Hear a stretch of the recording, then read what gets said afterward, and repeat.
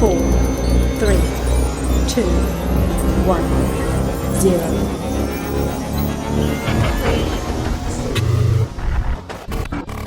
Antes de que existieran las palabras, existieron las imágenes, marcas, símbolos, trazos, formas de entender el mundo y de dejar huella. Esto es Artefacto, el espacio donde el arte se diseña y el diseño se siente. Ideas que se miran, se piensan y permanecen. Todo esto en la voz de Alex.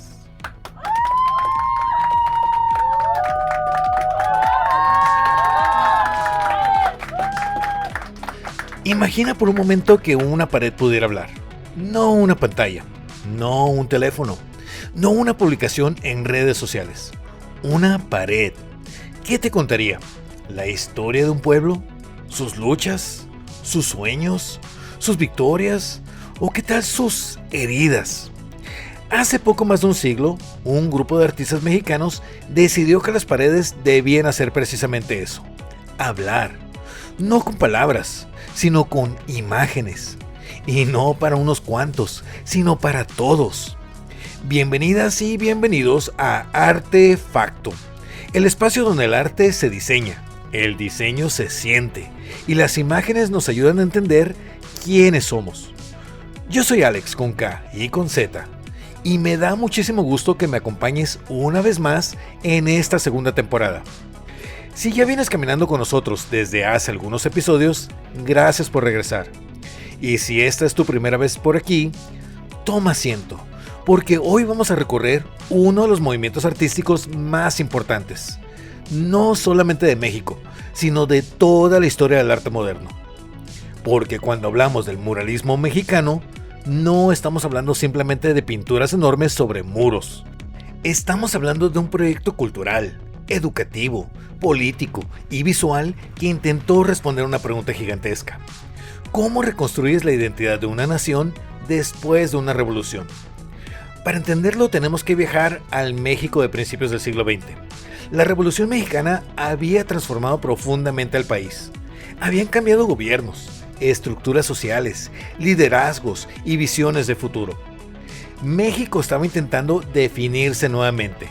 Necesitaba una nueva narrativa nacional, una nueva forma de entender quién era y hacia dónde se dirigía. Había además un desafío enorme. Una parte importante de la población era analfabeta. Los libros no llegaban a todos, los periódicos tampoco.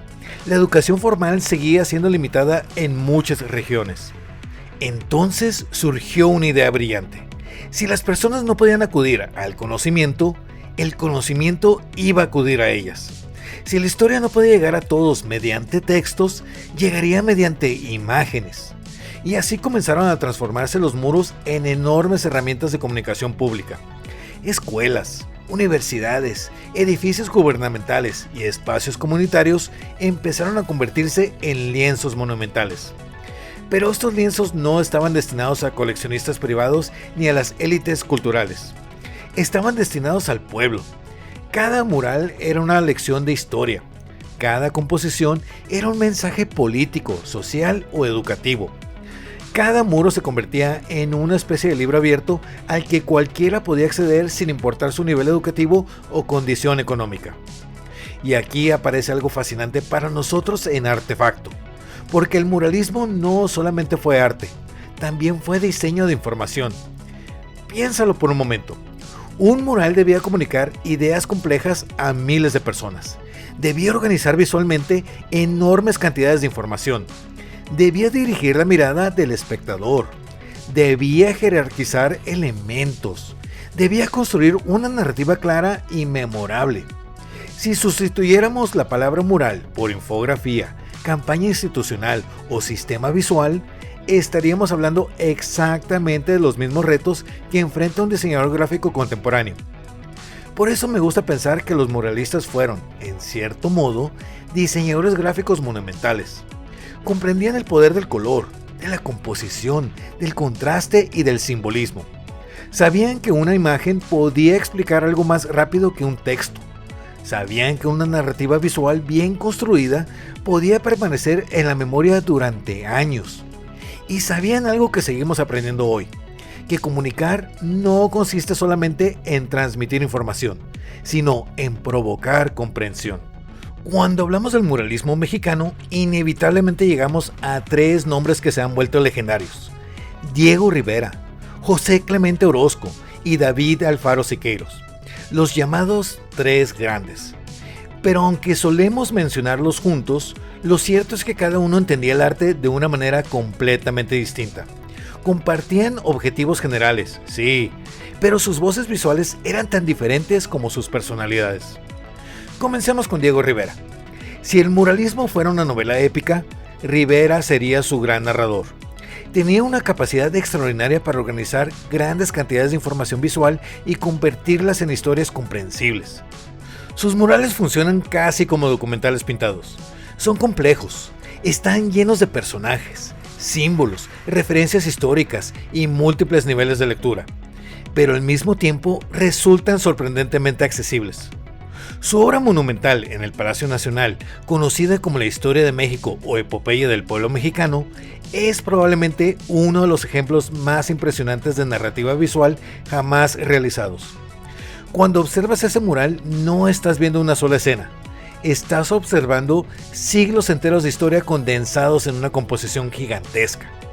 Civilizaciones prehispánicas, conquistadores, movimientos sociales, trabajadores, campesinos, líderes revolucionarios, símbolos políticos y referencias culturales aparecen integrados dentro de una estructura visual sorprendentemente coherente. Y aquí es donde Rivera se vuelve especialmente interesante para quienes trabajamos en diseño, porque organizar tanta información sin generar caos requiere una comprensión extraordinaria de la composición. Rivera sabía exactamente dónde colocar cada personaje, cómo dirigir la mirada del espectador y cómo crear puntos focales que permitieran navegar visualmente por la obra. Eso es diseño. Diseño en su forma más pura. Pero Rivera también hizo algo profundamente revolucionario. Decidió colocar al pueblo en el centro de la narrativa histórica. Durante siglos, el arte había glorificado reyes, aristócratas, conquistadores o figuras religiosas. Rivera decidió que los protagonistas serían los trabajadores, los campesinos, los artesanos y las personas comunes. Puede parecer una decisión sencilla, pero visualmente fue un cambio radical, porque comunicar también implica decidir quién merece ser visto. Y esa reflexión sigue siendo relevante hoy. Cada vez que diseñamos una campaña, una fotografía, una ilustración o una publicación, estamos tomando decisiones sobre representación. Estamos decidiendo qué historias aparecen y cuáles quedan fuera. Rivera comprendía perfectamente el poder de esas decisiones. Su influencia trascendió las fronteras mexicanas. Cuando trabajó en Estados Unidos generó admiración, polémica y controversia.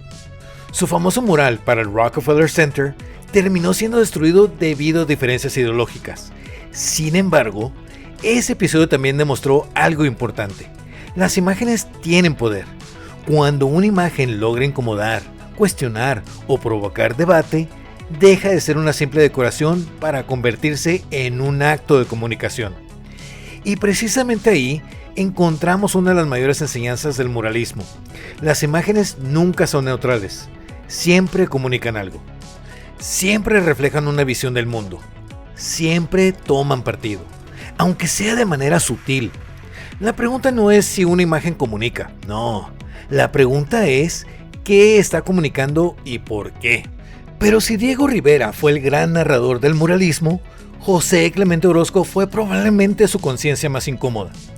Donde Rivera encontraba épica, Orozco encontraba contradicciones. Donde Rivera veía esperanza colectiva, Orozco veía fragilidad humana. Y quizá por eso su obra sigue resultando tan poderosa incluso hoy. Orozco desconfiaba de las versiones demasiado románticas de la historia. Había vivido la Revolución Mexicana de cerca y comprendía que detrás de cualquier transformación social existían pérdidas, sufrimiento y consecuencias complejas. Sus murales no celebran ciegamente el progreso, lo cuestionan. Sus personajes no parecen héroes invencibles, son seres humanos enfrentándose a fuerzas que muchas veces los superan. Una de sus obras más impactantes es El hombre en llamas, ubicada en el Hospicio Cabañas de Guadalajara. Si alguna vez tienes oportunidad de verla en persona, hazlo, porque hay obras que pueden reproducirse en libros o pantallas, y hay otras que exigen presencia física. Esta pertenece claramente al segundo grupo. La figura central parece consumirse y renacer simultáneamente. El fuego deja de ser destrucción para convertirse en transformación. Las formas giran alrededor del espectador, generando una sensación de movimiento constante. Todo parece estar ocurriendo al mismo tiempo. Es una experiencia visual profundamente emocional. Y aquí encontramos una lección enorme para cualquier diseñador o comunicador visual. Muchas veces hablamos de claridad, de funcionalidad, de legibilidad y de organización de la información. Todo eso es importante, pero Orozco nos recuerda algo igual de relevante. La emoción también comunica. Una imagen capaz de provocar asombro, incomodidad, empatía o reflexión tiene muchas más posibilidades de permanecer en la memoria. En otras palabras, las personas rara vez recuerdan únicamente lo que vieron, recuerdan lo que sintieron al verlo. Visualmente, Orozco dominaba el contraste de manera magistral. Sus composiciones están llenas de tensión. Utiliza diagonales agresivas, figuras monumentales y gestos dramáticos que generan una energía casi cinematográfica. De alguna manera, anticipó recursos visuales que décadas más tarde veríamos en el cine, la ilustración editorial y hasta en ciertos lenguajes publicitarios. Comprendía que la mirada humana busca conflicto, movimiento y emoción, y sabía exactamente cómo construirlos. Luego llegamos al tercer integrante de esta extraordinaria trilogía, David Alfaro Siqueiros, y con él, el muralismo vuelve a transformarse. Porque Siqueiros no solo era artista, era experimentador, innovador, activista y, en muchos sentidos, un visionario. Mientras otros artistas perfeccionaban técnicas tradicionales, él buscaba constantemente nuevas formas de producir imágenes. Le interesaban los materiales industriales, las herramientas modernas y las posibilidades tecnológicas. Quería que el arte evolucionara junto con su tiempo. Esto resulta fascinante porque muchas de las preguntas que se hacía Siqueiros siguen vigentes para los creativos actuales. ¿Cómo puede una imagen envolver al espectador? ¿Cómo podemos aprovechar nuevas tecnologías para comunicar mejor? ¿Cómo construimos experiencias visuales más inmersivas? ¿Cómo rompemos los límites tradicionales del soporte? Son preguntas que hoy encontramos en el diseño digital, la realidad aumentada, las experiencias interactivas y los entornos inmersivos. Siqueiros se las estaba planteando hace décadas. Su obra monumental, Marcha de la Humanidad, representa probablemente una de las expresiones más ambiciosas de comunicación visual jamás realizadas en América Latina. No es un mural que simplemente observas, es un mural que te rodea, te obliga a moverte, te convierte en parte de la experiencia. La composición está diseñada para interactuar con la arquitectura y con el desplazamiento físico del espectador. Y eso cambia completamente la relación entre la obra y quien la contempla. Desde la perspectiva del diseño, esto es extraordinariamente moderno, porque hoy hablamos constantemente de experiencia de usuario. Hablamos de recorridos, interacciones, navegación y participación. Pero Siqueiros ya estaba pensando en términos similares. Entendía que la experiencia visual no ocurre únicamente dentro de la imagen, ocurre también en la relación entre la imagen y quien la observa. Y quizá ahí encontramos una de las razones por las cuales el muralismo sigue siendo tan relevante, porque más allá de los estilos, las técnicas o los contextos políticos, abordó problemas de comunicación que siguen existiendo. Cómo transmitir ideas complejas a grandes audiencias. Cómo generar identidad colectiva. Cómo educar mediante imágenes. Cómo lograr que una obra permanezca en la memoria. Son preguntas que siguen acompañando al diseño gráfico, la ilustración, la publicidad, la comunicación institucional y prácticamente cualquier disciplina visual contemporánea. De hecho, si observamos muchas campañas sociales actuales, encontramos principios muy similares a los utilizados por los muralistas. Narrativas visuales claras, símbolos reconocibles, personajes representativos, mensajes accesibles, uso estratégico del color, composiciones capaces de guiar la mirada. Lo que ha cambiado son las herramientas, lo que permanece son los principios. Y aquí vale la pena detenernos un momento para reflexionar. Vivimos en una época donde consumimos miles de imágenes cada semana. Algunas duran apenas unos segundos en nuestra pantalla antes de desaparecer para siempre. Otras se vuelven virales durante unos días y luego son reemplazadas por la siguiente tendencia. En medio de ese flujo constante de contenido, el muralismo nos recuerda algo importante. Las imágenes más poderosas no siempre son las más espectaculares. Muchas veces son las que logran construir significado. Rivera, Orozco y Siqueiros no estaban creando imágenes para acumular likes. Tampoco buscaban atención momentánea. Estaban intentando construir memoria colectiva. Querían que las personas entendieran mejor su historia, su contexto y su identidad.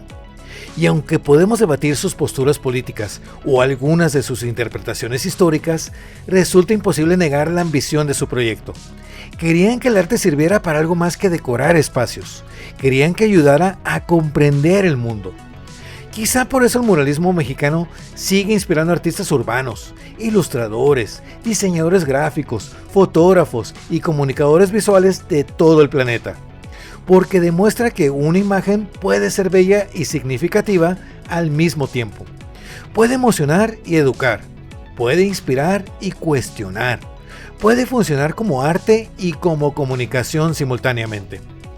Y si lo pensamos bien, esa misma pregunta nos ha acompañado durante muchos episodios de Artefacto. ¿Dónde termina el arte y dónde comienza el diseño? El muralismo ofrece una respuesta fascinante. Tal vez la frontera nunca fue tan clara como imaginamos. Tal vez ambas disciplinas siempre han compartido el mismo territorio, el territorio de las ideas visuales. Antes de despedirme, quiero dejarte con una reflexión. Imagina que mañana te entregan una pared gigantesca en el centro de tu ciudad. Una pared que será vista por miles de personas todos los días durante décadas. No podrás cambiarla una semana después. No podrás editarla cuando aparezca una nueva tendencia. Tendrás una sola oportunidad para decir algo importante. ¿Qué pintarías? ¿Qué historia contarías? ¿Qué mensaje consideras tan valioso que merezca permanecer frente a generaciones enteras? Porque eso fue exactamente lo que hicieron los muralistas. Utilizaron el espacio público para iniciar una conversación. Una conversación sobre historia, identidad, justicia, trabajo, cultura y futuro. Y quizá hoy seguimos necesitando algo parecido. Tal vez ya no sobre muros de concreto. Tal vez ahora en pantallas, podcasts, plataformas digitales o redes sociales. Pero seguimos necesitando imágenes capaces de generar diálogo en lugar de ruido. Gracias por acompañarme, por escuchar, por cuestionar y por seguir observando el mundo con curiosidad. Porque cada vez que aprendemos a mirar con más atención, descubrimos que las imágenes tienen mucho más que decir de lo que imaginábamos. Yo soy Alex con K y con Z, y esto fue Artefacto. Y recuerda, una imagen puede decorar una pared, pero también puede cambiar una conversación. La diferencia no siempre está en la pintura, sino en la intención detrás del trazo. Sigue creando, sigue cuestionando y sigue encontrando nuevas formas de mirar. Nos escuchamos muy pronto. Adiós. Esto fue Artefacto, el espacio donde el arte se diseña y el diseño se siente. Gracias por escuchar, por observar y por crear con nosotros. Hasta entonces, que tu trazo sea libre y tu diseño tenga alma.